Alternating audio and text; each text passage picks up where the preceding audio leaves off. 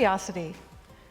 Curiosity is defined as inquisitiveness and learning and knowing about anything. Kind of makes sense.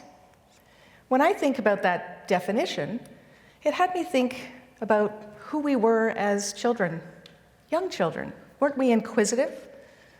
Didn't we want to learn about anything and everything?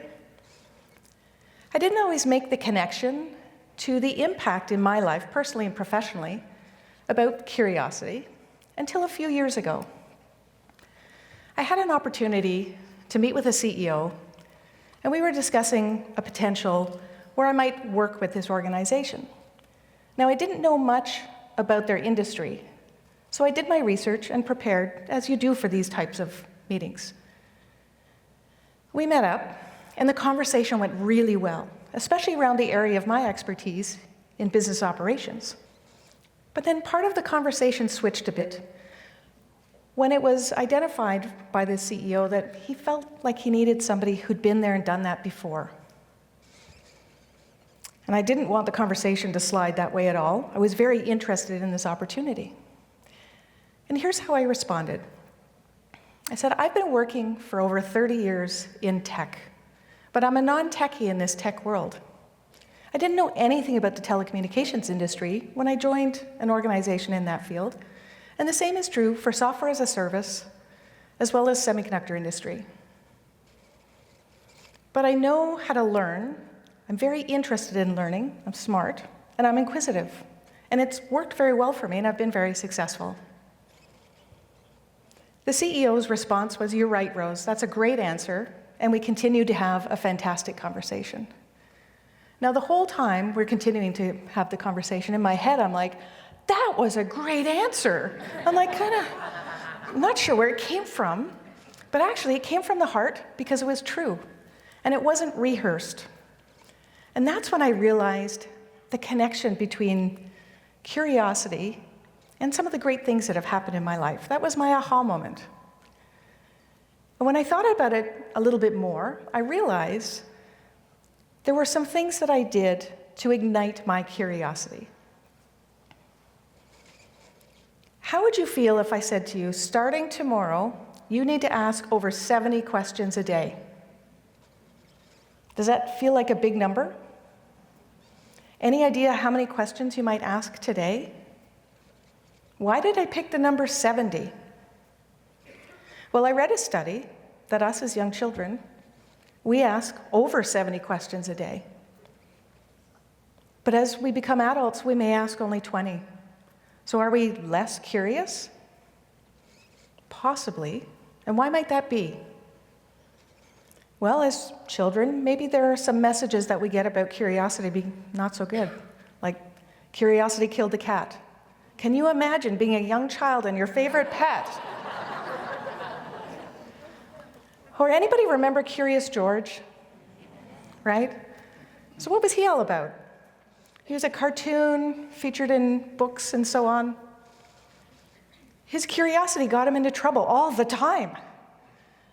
So another message to children that curiosity isn't a good thing. Now imagine you're the new grad coming out of university with your diploma and all kinds of ideas. And you go to your first company and you're learning and you're sharing. What if you joined and the culture comes back to you with, thank you for your ideas, but this is the way we've always done it. Nothing squashes curiosity like that. I've sat at a meeting table where I've had a question to ask, but I was reluctant to ask.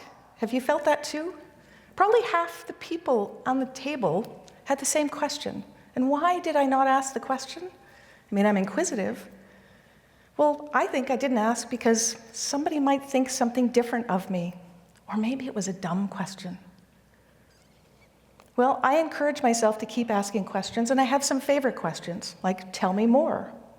Or, what does it look like? And an easy one for you to ignite your curiosity is a child's favorite question.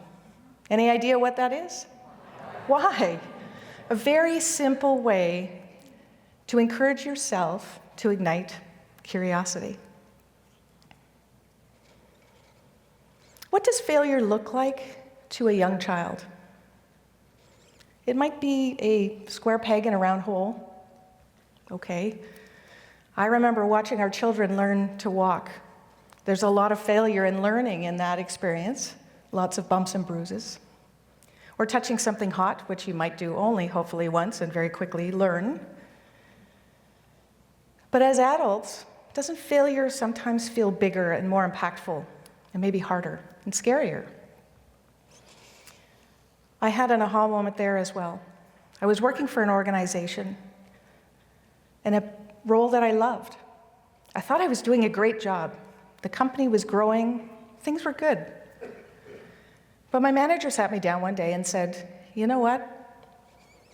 Things aren't going so good. What we are seeing in you, Rose, is that you are resistant to change, and that our business is moving fast and changing, and you need to change with us." It was a very serious conversation.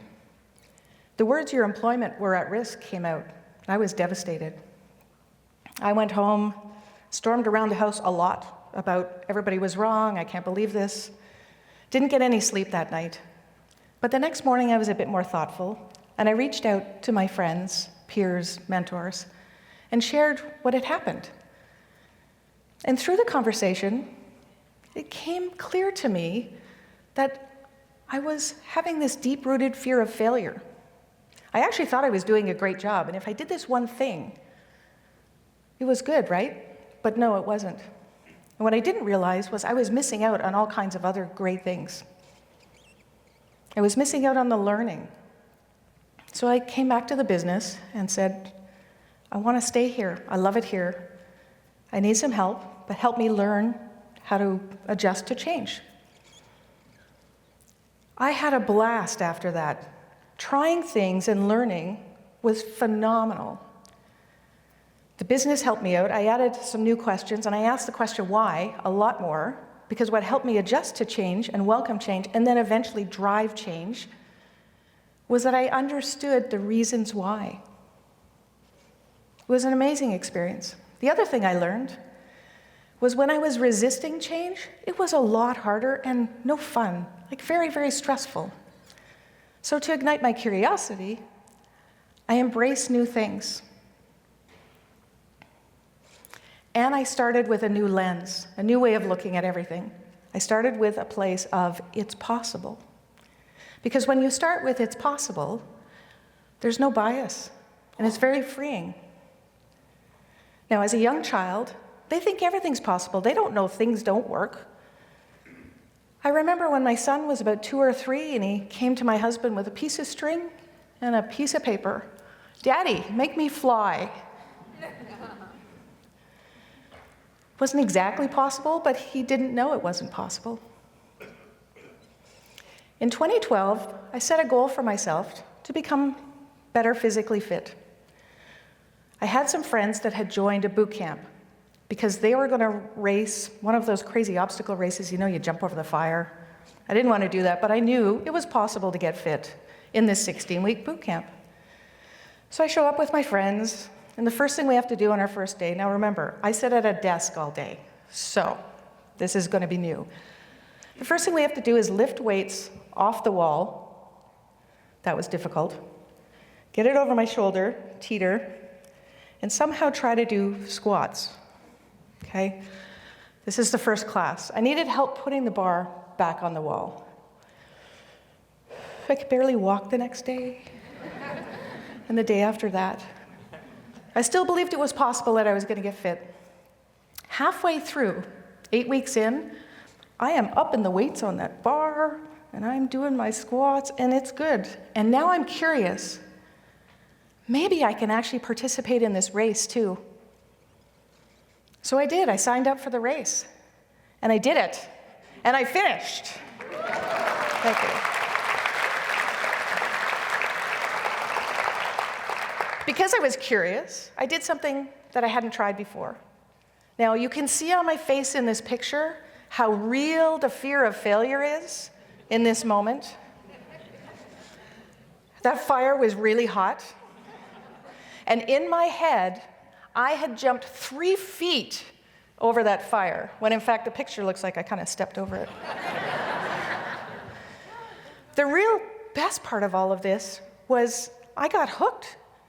So what I didn't think was possible at the beginning of the year, that I was even going to run this race, was I ran it, finished it, and I ran 4 more that year. And the next year I ran 4 more. So it was an amazing experience. So these are personal stories about how igniting curiosity has been amazing for me. So if you have curiosity, businesses are now looking for us, which is also a great opportunity. And some of them have been there earlier than others. In 2004, there was a company that decided they wanted to be #1 in what they did. And they wanted to find people who were curious because they knew the link between curiosity and innovation. And they wanted to be creative. So they put up a billboard on the side of a highway in California, this billboard. Because they were looking for people to notice the billboard and be curious enough to answer this difficult math problem, which is the first 10-digit prime found in consecutive digits of E, and then add .com in a browser, and it will take you to a website where you can upload your resume. So you had to not just pass by this billboard. The company name is nowhere on this billboard, as you can see, so you didn't really know who it was. And I don't know if anybody's heard this story or aware of who it is. So the company, by no mistake, is the company that we go to today for every curious thing we have, right? It's the #1 search engine. They understood that if they found creative people, they could be innovative enough to be #1. This is the cover of the Harvard Business Review, one of the business magazines where CEOs and executives go to for learning. This is the cover with the curious cat. And inside, you'll find the business case for curiosity. Again, making the link between curiosity, creativity, and innovation. So if you think about innovation, why do I keep putting those all together? Imagine you're running a business and you've got a product or service. What if you never innovated again? How successful could you be? With the world today changing so fast, you need to drive and build a culture of curiosity in order to thrive and survive. Now, I've talked a lot about curiosity. I've probably used the word about 50 times. Curiosity has brought me some surprises, too. This is an article in the local tech paper, The Networker. I read this about a year ago, and it highlights tech women leaders meeting to share ideas, to expand experiences, to participate in public forums, support each other. So I started attending these meetups and have expanded my network and met some amazing people. And through their support and encouragement, and 4 simple words, Rose, you are ready, I stand before you today as I applied to be a TEDx speaker. So sometimes curiosity can lead you to amazing experiences that you don't even anticipate. Early on, I asked you to think about, starting tomorrow, asking 70 questions a day. Any idea how many questions I've just asked in my time in front of you? About 30, give or take my ad-libs. So 70 doesn't sound that hard anymore, does it? I stand before you today because I was curious about the experience to be a TEDx speaker. I certainly had to overcome a lot of fear of failure. I asked a lot of questions along the way, like, why is there a round circle on every TEDx stage? And I stand here before you because it was possible. So ignite your curiosity and think like a kid. Thank you.